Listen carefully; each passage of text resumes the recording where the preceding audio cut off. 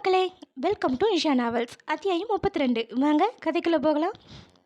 அன்று அபி தான் வேலையை விட்டு செல்வதாக மெயில் அனுப்பியிருக்க அதை கண்டு அதிர்ந்த மதி உடனே ராஜுவிடம் சொன்னாள். அவனோ உள்ளுக்குள் அதிர்ந்து போனான். தான் அவசரப்பட்டு பேசிய வார்த்தைகள் தான் அவளின் இந்த முடிவுக்கு காரணமாக இருக்க இயலும் என்றெண்ணி தன்னையே திட்டிக் கொண்டான். பின் அடுத்த நிமிடமே அவனது மனம் முரண்டு பிடிக்க, போட்டும், அப்படி என்ன அவளுக்கு திமிரு என அவளை திட்டியவன் மதியிடம், அம்மு விடு, அவங்க இல்லைன்னா இங்கே வேலை நடக்காதான் என்ன, நாளைக்கே வேற ஆள் எடுத்துக்கலாம் என சாதாரணமாக சொல்லிவிட்டு கணினியில் பார்வையை செலுத்த மதி இப்போது முற்றிலுமாக திகைத்து, ராசு, நீயா இப்படி பேசுகிற என்றவள். அவள் இங்கே வேலை பார்க்குறவ மட்டும் இல்லை, என்னோட ஃப்ரெண்ட். அவளோட இந்த முடிவுக்கு என்ன காரணம்னு தெரிய வேண்டாமா என தன் எதிரே இருந்தவரிடம் வாதாடினாள். ராஜு கோபமாக, அம்மோ, அவங்க உனக்கு தான் ஃப்ரெண்ட், எனக்கு இல்லை, சரியா? அது மட்டும் இல்லாமல் வேலை வேண்டான்னு போகிறவங்க கிட்ட ஏன் வேலையை விட்டு போகிறீங்க, இந்த வேலை ஏன் உங்களுக்கு பிடிக்கலன்னு என்னை அவங்க பின்னாலேயே போய் கேட்டுட்டு இருக்க சொல்கிறியா என்றவனை மதி அப்பட்டமாக அதிர்ந்து பார்த்தாள். மதி மனதில் ஓடியதெல்லாம், இவன் ராசுவா, இவன் இப்படி கோபம் கொண்டு பேச மாட்டானே, எப்போதும் சிரிச்சுக்கிட்டே வேலை செய்யும் ராஜு எங்கே போனா என யோசிக்க, ராஜு மதியின் முகம் பார்த்து சற்று குரல் தாழ்த்தி, இங்கே பாரம்மோ, தேவையில்லாததை பற்றி யோசிக்காத, ஃப்ரீயாக விடு, அவங்களோட மெயிலை அக்செப்ட் பண்ணிக்கிறதா நீ பதிலுக்கு போட்டுடு என்றவன் அந்த அறையிலிருந்து எழுந்து செல்ல மதி குழப்பத்தில் ஆழ்ந்தாள். இத்தனை நாள் பார்த்த ராஜு இவனல்ல, இன்று புதிதாக இருக்கிறான், ஏன் இப்படி என யோசிக்க யோசிக்க தலைவலி அதிகமாகியது அவளுக்கு. மதியமே வீட்டுக்கு செல்வதாக ராஜுவிடம் சொல்ல, ராஜுவும் ஏதும் கேட்காமல் சரி என்றுவிட்டு தயாவிடமும் சொல்லிவிட்டான். தயாவும் மீட்டிங்கில் இருந்ததால் அவளை பற்றி யோசிக்க நேரமில்லாது போனது. மதி நேரே வீட்டுக்கு வந்தவள் தலைவலியில் துடித்து போனாள். பின் எப்போதும் தான் வைத்திருக்கும் மாத்திரை ஒன்றை போட்டுக்கொண்டு படுத்தவளுக்கு உடனே தூக்கமும் வர நன்றாக உறங்கியும் போனாள். மாலை நேரத்தில் மதி வந்ததை அறிந்த சாதனா அவளை பார்க்க வந்தாள். ஹோய், என்ன நீ இன்னைக்கு சீக்கிரமே வந்துட்ட, எப்போவும் ஆத்துக்காரோட ராத்திரியில் தான் வருவ என கிண்டல் செய்ய, மதி அவளை முறைத்து, ஆமாம், பெரிய ஆத்துக்காரர், உன் அத்தானே நீ தான் தலையில் தூக்கி வச்சுக்கணும் என முகத்தை சிலிப்ப, சரி சரி, உங்கள் ஊடல் எல்லாம் நாளைக்கு கூடலாம் மாறிடும், சரி அதை விடு, இன்னைக்கு தான் நீ வீட்டில் இருக்க, வந்ததுலேருந்து நான் எங்கேயும் வெளியில் போகலை, இப்போ போயிட்டு வருவோம் வா என அழைக்க, மதி சொன்னவளை முறைத்து, இப்போ போயிட்டு எப்போ வர்றது, போமா நான் வரல என்றதும் சாதனா கண்களை சுருக்கி கெஞ்சுவது போல முகத்தை வைத்து கொண்டு, மதி ப்ளீஸ் மதி, சும்மா அப்படியே பக்கத்தில் போயிட்டு வரலாம், வீட்டில் ரொம்ப போர் அடிக்குதுடி என சொல்லவும் மதி ஒரு வினாடி யோசித்தாள். பின் சிறு புன்னகையுடன் சரி போலாம் என சொல்ல இருவரும் கிளம்பி சுமதியிடம் சொல்லிக்கொண்டு சென்றனர். இருவரும் முதலில் கோவிலுக்கு சென்றவர்கள் பின் ஷாப்பிங் மாலில் நுழைந்து சுற்ற ஆரம்பித்தனர். அப்போது சாதனா தன் சிறுவயது தோழியை கண்டு உற்சாகமாக அவளோடு பேசி கொண்டிருக்க, மதி அங்கிருந்த ரெஸ்டாரண்ட் ஒன்றில் அமர்ந்தவள் ஐஸ்கிரீம் ஒன்றை வாங்கி மெதுவாக சுவைத்து கொண்டிருந்தாள். அப்போது அவள் எதிரே வந்து அமர்ந்தாள் நீலிமா, கண்களில் திமிரோடு. மதி அங்கு அவளை எதிர்பாராது அவளை கேள்வியாக பார்க்க, அவளோ போலி புன்னகையை முகத்தில் ஒட்ட வைத்தவளாக, ஹாய் மதி, என்ன ஜாலியாக ஷாப்பிங் வந்தீங்களா என்றவள் தூரத்தில் நின்று தன் தோழியிடம் பேசிக்கொண்டிருந்த சாதனாவை பார்த்தாள். மதி அடிக்கண்ணால் அவளை முறைத்தபடியே ஆமாம் என்றவள் அவளிடம் பேச பிடிக்காது எழுந்து கொள்ள போக, நீலிமா அவளை விடாது, எங்கே போகிற மதி, உட்காரு, கொஞ்ச நேரம் பேசலாம் என சொல்ல, மதி பல்லை கடித்தவள், உன்கிட்ட பேச எனக்கு ஒன்றும் இல்லை என்று நகரப்போக, நீலிமா இதலோரம் விஷம புன்னகையுடன், தயா பற்றி பேசணும்னு சொன்னாலும் போயிடுவியா என்ன என்றதும் மதியின் கால்கள் சட்டென நிற்க, நீலிமா மனதுக்குள் வன்மமாக சிரித்து கொண்டாள். தயாவின் பேரை சொன்னதும் மதி யோசனையுடனே அமர்ந்தாள். நீலிமாவோ தன் நடிப்பை அழகாக நடிக்க ஆரம்பித்தாள். எனக்கு தயா தன்னை ரொம்ப பிடிக்கும் மதி, ஆரம்பத்தில் அவருக்கும் என்ன பிடிக்கும், இப்போ தான் கொஞ்ச நாளாக என்கிட்ட சரியாகவே பேசுறதில்ல, ஏன்னும் எனக்கு தெரியலை, ஒருவேளை உன்னை பார்த்ததுனால தான் என்னை பிடிக்காமல் போயிடுச்சு போல என முகத்தை பாவம் போல் வைத்து கொண்டு தொடர்ந்து பேசினாள். ஆனால் அவள் பேசிய வார்த்தைகளில் துளி கூட உண்மை இல்லை என்பதை மதி அறிந்து கொண்டாலும் குறுக்கீடு செய்யாமல் அமைதியாக இருந்தாள். ஆனால் மதி, தயாத்தானுக்கு உன்னையும் என்னை விட ரொம்ப முக்கியமான ஒருத்தர் இருக்காங்க. அவங்க யார் தெரியுமா என கேட்டு நிறுத்த, பாவம் மதி இந்த இடத்தில் சற்று சறுக்கினாள் போலும்.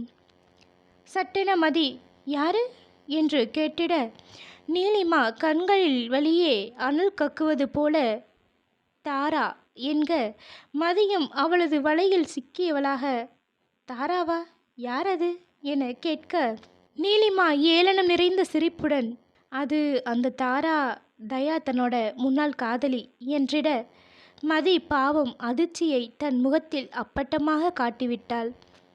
நீலிமா மதியின் அதிர்ந்த முகத்தை கண்டு உள்ளுக்குள் புன்னகைத்தவள் வெளியே சாதாரணமாக, ஆமாம் மதி, தயா தனக்கு தாரானா ரொம்ப பிடிக்கும். இந்த விஷயம் சாதனாவுக்கு கூட தெரியுமே, ஏன் அவன் உனக்கு சொல்லலையா என சற்றே ஏற்றுவிட, மதியின் தலை தானாகவே இல்லை என்பது போல் அசைந்தது. இப்போ கூட தயா தானுக்கும் அந்த தாராவுக்கும் ஏதோ சண்டை போல. அவங்க எங்கேயோ போயிட்டான்னு நினைக்கிறேன். அதுதான் தயா அவளை தேடிட்டு இருக்காரு. உன்னை கூட அவசர அவசரமாக கல்யாணம் பண்ணதெல்லாம் எனக்கும் தயாத்தானுக்கும் நடக்க இருந்த நிச்சயத்தை நிறுத்த ஏதாவது ஒரு திட்டமாக இருக்கும்னு நினைக்கிறேன் என்று விட்டு, சரி மதி, நீ பார்த்துக்கோ, எனக்கு தெரிஞ்சதை சொல்லிட்டேன் என நல்லவள் போல வேஷம் போட்டவள், நான் கிளம்புறேன் என அங்கிருந்து சென்று விட, மதி அந்த நொடி அவள் சொல்லி சென்ற தாரா என்ற ஒருத்தியை பற்றி மட்டுமே யோசித்து கொண்டிருந்தாள். பின் எதையெதையோ யோசித்தவாறே இருந்தவளுக்கு மனதில் ஒரு விஷயம் தோன்றியது. அது வேறு ஒன்றுமில்லை, இங்கிருந்து சென்னை செல்வது என்பதுதான். ஏனோ அவளுக்கு இங்கிருந்து சென்று விட்டால் போதும் என சில நாட்களாகவே தோன்ற ஆரம்பித்திருந்தது. அதற்கு இதுதான் சரியான நேரம் என தோன்ற எதையோ யோசித்து ஒரு முடிவெடுத்தவளாக சாதனாவிடம் தயா உடனே தன்னை வர சொல்லி சொன்னதாக பொய்யுரைத்துவிட்டு அங்கிருந்து நேராக ரயில்வே ஸ்டேஷனுக்கு சென்றாள். ஆனால் துணிச்சலாக வந்து ரயிலில் ஏறி அமர்ந்து விட்டாலே தவிர உடல் நடுக்கம் மட்டும் குறையவில்லை. சற்று நேரம் கழித்து அந்த ரயில் கிளம்ப போவதாக அறிவிப்பும் வர மனம் படபடவென அடித்து கொள்ள கடைசி நொடி என்ன நினைத்தாலோ நகரும் ரயிலில் இருந்து குதித்து இறங்கினாள். இறங்கியவளுக்கு தன்னை நினைத்தே கழிவிறக்கத்தில் அழுகை முட்டிக்கொண்டு வர ஒரு ஆட்டோவில் ஏறியவளுக்கு ஒன்றுமே புரியவில்லை. அடுத்து என்ன செய்வது என யோசிக்க ஆட்டோ டிரைவர் எங்கம்மா போனோம் என்று கேட்டு வைக்க, மதியோ அது அது என தயங்கி பின் பீச்சுக்கு போங்கண்ணா என்று சொல்லி அழுது வடிந்த தன் முகத்தை அழுந்து துடைத்து கொண்டாள். ஆயிற்று, கடற்கரைக்கு வந்து 1 மணி நேரம் கடந்து விட்டது. ஆனாலும் அவள் மனதில் ஏற்பட்ட குழப்பம் மட்டும் தீரவில்லை. அவளது மனசாட்சியே அவளை பார்த்து சிரித்தது. என்னமோ இந்த ஊரை விட்டு ஓடி போகிறோன்னு முடிவு செஞ்ச, ஆனால் போகாமல் இங்கே வந்து உட்கார்ந்துருக்க என நக்கலாக கேட்டுவிட்டு, உன்னால் போக முடியாது மதி, ஏன்னா நீ அவனோட இருக்க தான் விரும்புகிற, அவனும் உன்னை அவ்வளோ சீக்கிரம் விட்டுட மாட்டான் என பதிலையும் சொல்லி அவளை யோசிக்க வைத்து விட்டு போனது. மதி அந்த கடலை மட்டுமே வெறுத்து பார்த்தவளுக்கு ஒன்று மட்டும் புரிந்தது, இனி அவனின்றி தன்னால் எங்கும் செல்ல முடியாதென. அதன் பிறகுதான் தயாவும் மற்றவர்களும் அவ்விடம் வந்து சேர்ந்தது எல்லாம். மதி அதையெல்லாம் நினைத்து பார்த்தவள் அவன் வீசிய அந்த சீட்டை எடுத்து பத்திரப்படுத்தி கொண்டவளாக அங்கு இருக்க பிடிக்காது மாடி ஏறி சென்றாள். மதி மாடியை அடைந்ததும் அங்கு நின்ற பாலாவை கண்டு தயங்கியவாறே பாலானா என அழைக்க, பாலா அவளை பார்த்து புன்னகைக்க முயன்று வா மதிமா என்று சொல்ல, மதி அவனருகே சென்று என்னாச்சுன்னா இங்கே தனியாக நின்றுட்டு இருக்க என்றதும் பாலா மதியை ஆழ்ந்து பார்த்தவன், நான் ஈவினிங் மாலுக்கு வந்திருந்தேன் என்றதுமே அவள் சற்று திகைத்து அவனை பார்த்தாள். பாலா தன் பார்வை மாறாது, உன்கிட்ட நீலிமா ஏதோ பேசிட்டு இருந்ததை நான் பார்த்தேன் என்று நிறுத்த, மதி ஏதும் பேசாமல் தன் பார்வையை தாழ்த்தி கொண்டாள். பாலா கோபம் கொண்டவனாக, அவள் உன்கிட்ட என்ன சொன்னான்னு எனக்கு எதுவும் தெரியாது, ஆனால் அவளை பற்றி தெரிஞ்சும் அவள் கூட நீ ஏன் பேசின என்றவன், மதிமா, அவள் உன்கிட்ட எதுவோ சொல்லியிருக்கா, அதனால தானே நீ அங்கிருந்து சாதனகிட்ட போய் சொல்லிட்டு போயிருக்க, ஆனால் அதுக்கப்புறம் பீச்சில் தனியாக வேற உட்கார்ந்துருந்த என சற்றே அழுத்தமாகவே கேட்க, மதி கலங்கிய முகத்துடன் அவனை ஏறிட்டவள் உதடு துடிக்க அவன் கேட்டதற்கு பதில் சொல்லாது, தாரா யாருன்னா என கேட்டு அவனையே பார்த்திருந்தாள். பாலா நன்றாகவே கண்களை விரித்து தன் அதிர்வை வெளிப்படுத்தியவன் மதியிடம், அப்போ தாராவை பற்றி தான் நீலிமா பேசினாளா என்று கேட்க, மதியோ ஆம் என்பது போல் தலையசைத்து, சொல்லுங்கண்ணா, தாரா யாரு என மீண்டும் அதையே கேட்க, பாலா மதிமுகம் காணாது வேறுபுறம் திரும்பி நின்றவன், தாரா யாருன்னு என்னால் இப்போ சொல்ல முடியாது மதி. ஆனால் அவள் இப்போ உயிரோட இல்லை, ஒரு ஆக்சிடெண்ட்டில் இறந்துட்டா என்றவன் மதியை பார்த்து, நீலிமா உன்னை குழப்பி விடுறதுக்காக தான் இதெல்லாம் பேசியிருக்கான்னு நினைக்கிறேன். நீ அதை பற்றி யோசிச்சு உன்னை நீயே குழப்பிக்காம இரு என அவளின் உச்சந்தலையில் கை வைத்து அழுத்தியவன், சாப்பிடவா என்று விட்டு கீழே சென்றான். பாவம், மற்றவர்களுக்கு வந்த தாராவின் நினைவுகள் இவனுக்கு வராமல் போனதால் தாராவின் விஷயங்கள் தெரியாமலே போய்விட்டது. அவளின் நிலையை காணவும் பிடிக்காது அந்த நிலவை மேகம் மறைத்து வைத்து கொள்ள மதியின் விழிகளில் நீர் திரண்டிருந்தது. ஆக தயா தாராவை பற்றி நீலிமா சொன்ன விஷயங்கள் உண்மைதான். அதனாலேயே பாலா தன்னிடமிருந்து மறைக்கிறான் என்பதை அவனின் பேச்சில் இருந்து அறிந்து கொண்டாள். அந்த நொடி அவளது இதழ் கசப்பான புன்னகையை உதித்தது. நீலிமாவுடனான நிச்சயத்தை நிறுத்த தன் பெற்றோர் இறந்த சூழ்நிலையை பயன்படுத்தி தன் கழுத்தில் தாலியை கட்டியிருக்கிறான் என சரியாக மிகவும் தவறாக யோசிக்க ஆரம்பித்தாள் மதி என்றவள்.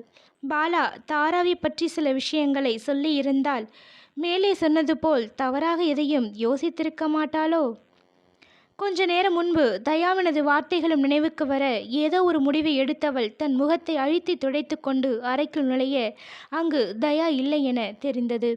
பின் பாத்ரூமுக்குள் புகுந்து தன் முகத்தில் தண்ணீரை அடித்து தன் அழுத சுவடு தெரியாமல் கழுவி வந்தவள் கீழே சாப்பிடச் சென்றாள். அவள் செல்வதற்கு முன்பே சாதனா, பாலா, மூர்த்தி என மற்றவர்கள் சாப்பிட்டு முடித்து போய்விட்டிருந்தனர். இவள் போகும் நேரம் தயாவும் நகுலும் மட்டுமே இருக்க மதி சற்று தயக்கத்துடனே தயாவின் அருகில் இருந்த சேரில் அமர்ந்து தானே உணவை வைத்து சாப்பிட ஆரம்பித்தாள். நகுல் அவள் முகத்தை பாராது தயாவுடனே வேலை சம்பந்தமாக பேசிக்கொண்டிருக்க தயாவும் அவளை கண்டு கொண்டான் இல்லை. இருவரும் ஒரு சேர தன்னை புறக்கணிக்க மதிக்கு அந்த நொடி முள்மேல் நிற்பதைப் போல உணர்ந்தாள். தன் விழியில் திரண்ட நீரை வெளியே காட்டாமல் இருக்க பெரும்பாடு பட்டு போனாள். சாப்பிட்டு முடித்த தயா நகுலிடம், நாளைக்கு காலையில் இவளை ஏர்போர்ட்டில் விட்டுடு என்றவன் அங்கிருந்து நகர, நகுல் திடுக்கிட்டு மதியை பார்த்து முறைத்து இவ்வளவு நேரம் பிடித்து வைத்திருந்த வீம்பை கைவிட்டவனாக, அண்ணா என்ன சொல்லிட்டு போகிறான், நாளைக்கு எதுக்கு நீ ஏர்போர்ட் போகிற என கேட்க, மதி வரவழைத்து கொண்ட சிரிப்புடன், அதுவா கொழுந்து, நான் ஊருக்கு போக போகிறேன் என்று சொல்லி பழிப்பு காட்டி விளையாட, நகுல் துளைக்கும் பார்வையில் மதி என அழுத்தமாக அழைத்து, என்ன விளையாடுறியா, எதுக்கு இப்போ சென்னை போகிற, யாரை கேட்டு இப்படியெல்லாம் செய்கிற என சத்தமிட, மதி உள்ளே எழுந்த வழியை மறைத்து லேசாக புன்னகைத்தவள், கொழுந்து, எனக்கு இன்னும் 2 வாரத்தில் செமஸ்டர் ஆரம்பிக்குது, நான் இங்கே இருந்தால் எப்படி பரீட்சை எழுதுறது, அதான் என நிறுத்த, நகுல் அவளை நம்பாத பார்வை பார்த்துவிட்டு, உண்மையா செமஸ்டர் எக்ஸாமா இல்லை பொய் சொல்கிறியா என்றவன், அதுக்கு எதுக்கு 2 வாரத்துக்கு முன்னாடியே போகணும் என அவளை கூர்ந்து பார்த்துட்டான். மதியோ, அது அது படிக்க வேண்டாமா கொழுந்து என சமாளிக்க, ஏன் இங்கிருந்து உன்னால் படிக்க முடியாதா என திருப்பி கேட்டான் நகுல். மதி வந்த அழுகையை தொண்டைக்குள்ளிலேயே முழுங்கியவள், இல்லை கொழுந்து, நான் போகணும் என்றவள் இதுவரை சாப்பிடுவது போல பெயருக்கு குறித்தவள் வேக வேகமாக அங்கிருந்து சென்றாள். போகும் அவளையே பார்த்தவனுக்கு என்ன நடக்கிறது என்றே புரியவில்லை. ஆனால் ஒன்று மட்டும் புரிந்தது, அவள் எதையோ மறைக்கிறாள் என. மதி அறைக்குள் நுழைய தயா பால்கனியில் நின்றிருந்தான், கையில் பற்ற வைத்த சிகரெட்டோடு. மெல்ல அடியெடுத்து வைத்து அவனிடம் சென்றவளுக்கு உள்ளம் எகிறு குதித்தது. அவள் வரவை உணர்ந்தாலும் அவன் திரும்பாது நிற்க, மதியோ, அது நான் நாளைக்கு எத்தனை மணிக்கு ஏர்போர்ட் போகணும் என தெரிந்த கேள்விக்கு விடை கேட்டாள். ஏனெனில் அவனுடன் எதையாவது பேச எண்ணியே இவ்வாறு கேட்டாள். தயா அவள் புறம் திரும்பாமலே, நாளைக்கு காலையில் 10 மணிக்கு ஃப்ளைட், வீட்டில் இருந்து 9 மணிக்கு கிளம்பணும் என்று மட்டும் சொல்லிவிட்டு அமைதியானான். அவன் வேறெதுவும் பேசாமல் அமைதியாக நிற்கவும் மதி உள்ளே வந்து மெத்தைகள் படுத்து விட்டாள்.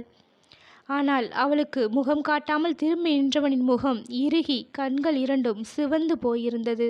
அன்று அவளை பறிகொடுத்து விட்டதாக நினைத்து எந்தளவுக்கு மன அழுத்தம் கொண்டிருந்தானோ அதைவிட பல மடங்கு இன்று அவளை அருகிலேயே வைத்து கொண்டு உள்ளம் துடிதுடிக்க நின்றிருந்தான். அன்று அவள் தன்னை விட்டு போய்விட்டாளே என துடித்தான் என்றால் இன்றோ போய்விடுவாளோ என கலங்கி போய் தவித்து நின்றான். காலம் இவர்கள் இருவருக்கும் என்ன வைத்திருக்கிறதோ அந்த கடவுளன்றி யார் அறிவார்? அடுத்த பாகத்தில் சந்திப்போம். நன்றி.